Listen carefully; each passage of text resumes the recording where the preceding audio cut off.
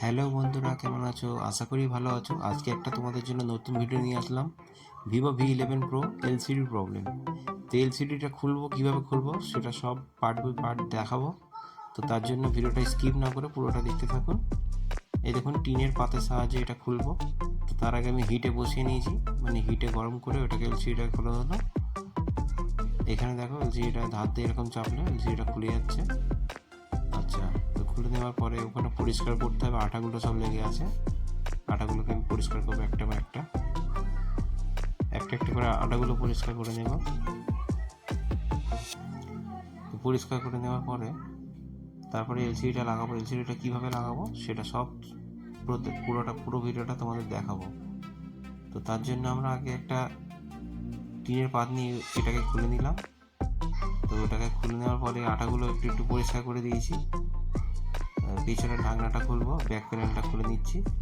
Back প্যানেলটা খুলে নেওয়ার পরে এই দেখতে পাচ্ছ এলসিডি কানেক্টর আছে এখানে। এটা স্ক্রু আছে, স্ক্রুগুলো খুলবো। একটা, দুটো, তিনটে, চারটে, পাঁচটা, ছটা, সাতটা স্ক্রু আছে, এগুলো খুলে নেব। স্ক্রুটা খুললে এলসিডি কানেক্টরটা খুলে যাবে।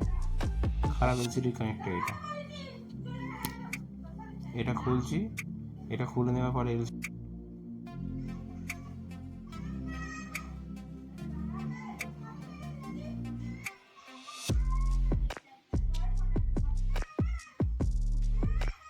দেখো এলসিডির পাতাটা খুলবো। এবারে স্পিকারটা খুললাম, পাতাটা খুলে দিলাম। এবার আবার নেব নতুন এলসিডি নেব। নতুন এলসিডি এর সাথে ফিক্স করব। নতুন এলসিডি দেখো নাইস কোয়ালিটি আছে, অরিজিনাল কোয়ালিটি। তো এখানে এলসিডিটা সেটিং করলাম। সেটিং করার পরে কানেক্টরটা লাগাচ্ছি। কানেক্টরটা লাগানো হয়ে গেল। এবার ফোনটাকে আবার চালু করে দেখে নেব। এই দেখে নাও, অন হয়ে গেছে ফোন। অন আছে, আগে থাকতে অন ছিল। তো আমি ফোনটাকে সুইচ অফ করে আবার অন করব।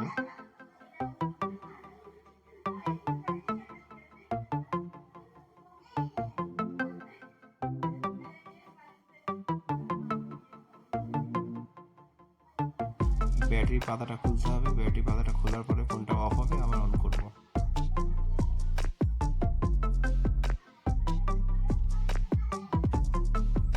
তার জন্য স্ক্রুগুলো খুলে নিচ্ছি আগে থাকতে। স্ক্রুটা খুললে এই টিনের পাতটা ওপেন হয়ে যাবে। ওপেন হয়ে যাওয়ার পরে এলসিডি পাতা তো পুরোনোটা, এলসিডি পাতা এখানে থাকে না, নিচের দিকেই থাকে। তো এখানে ব্যাটারি কানেক্টরের পাতা আছে। ব্যাটারির পাতাটা এখানে খুলবো। একবার খুলে অফ করে আবার অন করবো ফোনটাকে। তো স্ক্রুগুলো সব খোলা হয়ে গেল। টিনাটাকে ওপেন করে নেব।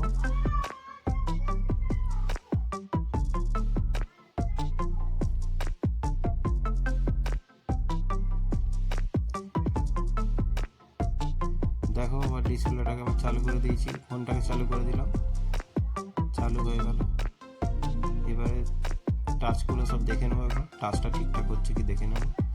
দেখে তারপরে এলসিডিটা আঠাতে ফিক্স করব।